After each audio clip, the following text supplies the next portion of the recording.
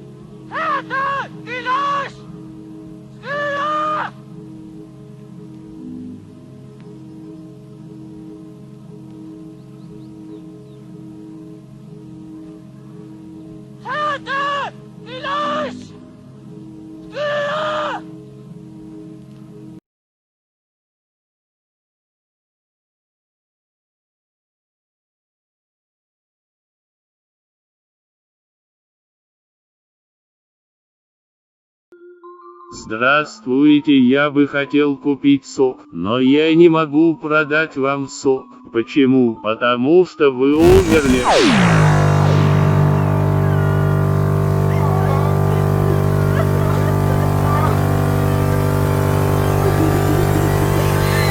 Тогда сигареты возьмите.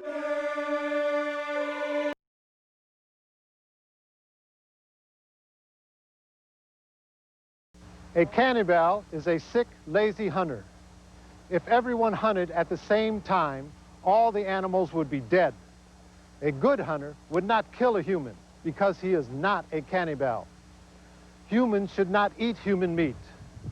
Excessive organ transplanting is cannibalistic. Cryptoid bacteria from tombs leaks into groundwater.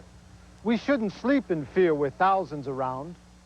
Begin a health card that tries to keep you healthy in lieu of an expensive health insurance program because perhaps you're always sick.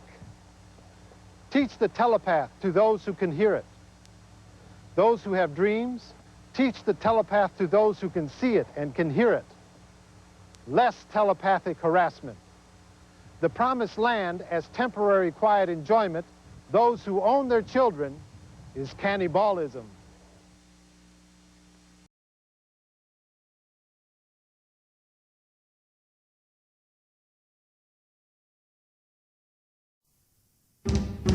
Cartoon Food Poisoning Update. Cheese cheese analog. Fake cheese in your pizza. Once upon a time, pizza was made of real cheese. Have a look at vegetable. This is not cheese. It is not food. It is counterfeit filler, inedible, tasteless, made of vegetable oil, potassium sorbate, and additives. It looks like cheese. It cuts like cheese. It melts like cheese.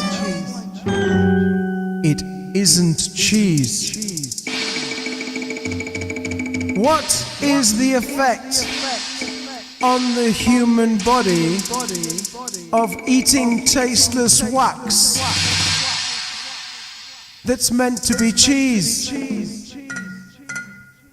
Where are these diseases like sudden death syndrome? Where are they coming from? Why have we never seen them again? What has changed in our diets?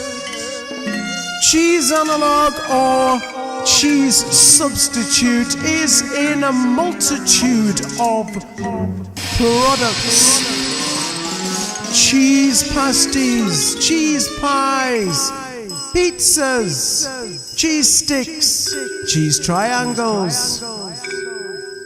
So beware when you're eating things with cheese. Does it look like cheese? Does it melt like cheese?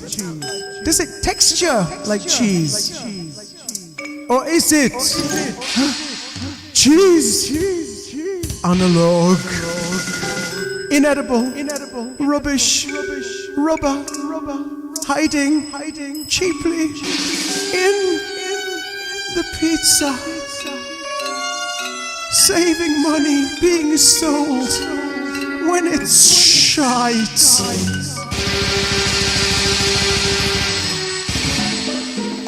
Why is cheese analog being put in? Public, be aware. Cheese analog could put you in your box before you should be there. Food poisoning update, cartoon. Tune in again.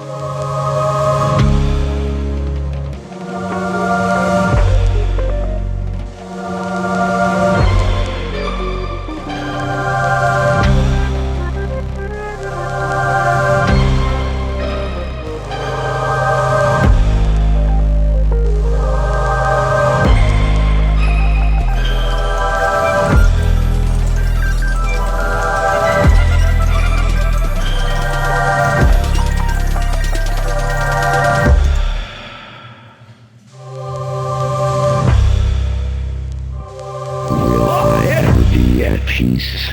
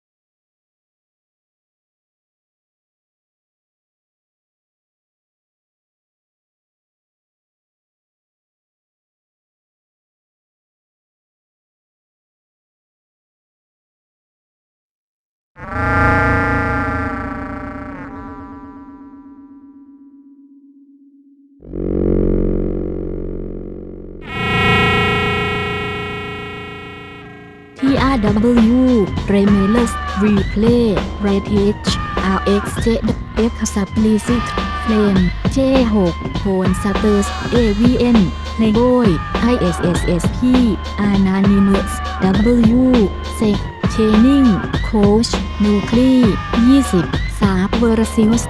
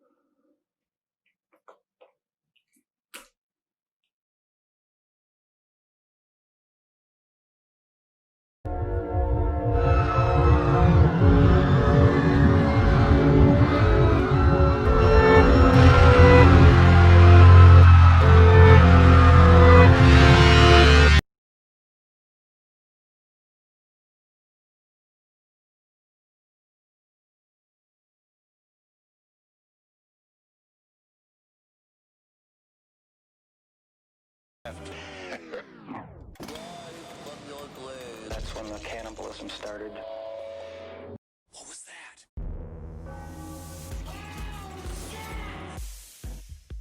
Man, I'm talking about Mr. Charles. I'm talking about Mr. Manson. those are my lyrics. That's a good song. It's a good song. Man, can you imagine what his underwear smells like? Oh my goodness, well-treaded grass. Disgusting. For some reason, I think about that all the time when it comes to, like, you know, either our founding fathers or, like, the president. Like, Right. what does Obama's balls smell like? I bet he probably has the nicest smelling balls of any president in U.S. history. There's no doubt about Pristine, it. like two onyx orbs Right. made of a unicorn hoof. Yeah, definitely. And then of Charles course, Manson smell like a gin-soaked bramble bush. yeah, and then Roosevelt is somewhere in the middle there. Well, no, can you imagine Roosevelt? Ugh. yeah, wheelchair nuts. Wheelchair nuts have to smell the worst out of all the nuts. There's no doubt about it. You can only get them cleaned once every 3 days. Absolutely, because it's a problem. Is because Eleanor hated lifting his ankles above his ears in order to get to him. Because she's just like, oh, better get to him. Oh, look at they're getting greener than normal. And that's been this week in Last Podcast on the Left, presidential history. Welcome to the show, everyone. That's Marcus Parks. I'm Ben Kitzel. We're joined all the way from Los Angeles by... Yeah, Charles Manson. Charles, you're there. You're out of the pokey. You're out of the pen. Stole the rap on the street. That's what I know. Yeah, I was born with a knife in my hand, and I got diamonds in my shoes. Charles Manson. Sounds like you just sell your shoes. Oh no, He just has like the greatest frozen in time the vocabulary He does. like possible. Like as we watch, you're gonna listen to this episode, Charles Manson is such an interesting character as a Yeah. person. He's like a... Of course. He's sort of a jazz musician, kind of a serial killer, or not even a serial killer, kind of a, he's a bebop kind of guy. Boy, we went across America and we was on this trip that, man, it was a jive. Right, then what'd you do? We stabbed a bunch of women. Oh, okay. stabbed a bunch of women. I thought you were going to Yeah, go but on. that wasn't my fault. That wasn't my fault. Right. So in case you Everyone have... I ever slept with was born with a mustache. All right, so obviously we're talking about Charles Manson today. And Marcus, once again, crack job on the research. Thank you, sir. Amazing stuff. Let's just start at the beginning of his life, which, man, this guy did not have a lot of chances. He began his life as No Name Maddox in 1934. That is the name on Charles Manson's birth certificate. So his name is No Name. yeah, his given name is No Name. That's how he started life. The big thing with Charles Manson that is very interesting is that he's different than any other big hitter that we've ever covered in terms of like he had definite goals. Like he was a person that like he's a con man. I think we're going to see that as we lay out basically a kind of our thesis here at Last Podcast is that Charles Manson is not necessarily like he's not a Dahmer. Like he's not a John Wayne Gacy. He's just a con man that was always looking for his next game, and then it just so happened to be that the game changed. Right. The game around him changed, and he was just now in for the ride if he wanted to be a part of it. Yeah, he's a lot like Kurt Cobain. You know, he was just the most charismatic person on the scene, and they made him the star. And then, of course, Kurt Cobain killed himself, but Manson lived. Manson lived, and he still lives, and he's still fucking hard as a rock. He's in there having sex with 25-year-olds. I can't believe it. Yeah. Yeah, I don't believe Manson is a sociopath. I don't think he's a psychopath. He is a sociopath. He is a sociopath. You think he's a sociopath? Yes, because he suffers from the same things that they basically talk when you're looking for a sociopath. He's glib. He's really good on the front of like talking to people and stuff like that. He does not feel consequences for his actions. When you read the book Manson in His Own Words, which is fantastic, it's so good. When do you get an autobiography written by the killer? You know what I mean? Like it's very rarely happens. And so he is, but in this, you basically just, he has no feelings really. I don't know. To me, it seems like he's got quite a bit of love in his heart. All right. So let's have the audience decide. One thing we know for sure, as we'll get into here, Marcus has a lot of compassion for Charles Manson. He does. See, it is a creepy amount. I have to be in studio with him, Henry, so at least you're an entire coast away. So you're safe. You're fine. Maybe don't come back for a couple of days. Marcus might be going on one of his sprees. But like all sociopaths and serial... I'm putting my street front girl. This is my street front girl. I'm going to be wearing a dress on the corner of... alone. Yeah, exactly. Jackie and I are going to be whoring out for Pimp Marcus, paying him in burritos. I mean, come on, guys. Has there actually ever been a musician that was a sociopath? Think about it. No, not Bono. Think about it. It's not Bono. But like all the heavy hitters we've talked about previously, his childhood was extremely abusive and extremely traumatic, and he was really birthed into the world with the doctor had steel hands. It was a cold world for the poor boy. He was born... So his doctor was Colossus? Yes, that's correct. He's one of the best, but also the worst doctors in America. But he's the worst doctor in America, best doctor in Russia. He was born to a prostitute named Kathleen, although Charlie says she wasn't a prostitute. Charlie calls her a flower child of the 30s, 30 years ahead of her time. The flower child? What would that even be? A prostitute. He means a prostitute because it only existed during the flower child era. Yeah. I would also say that what I also love in Manson is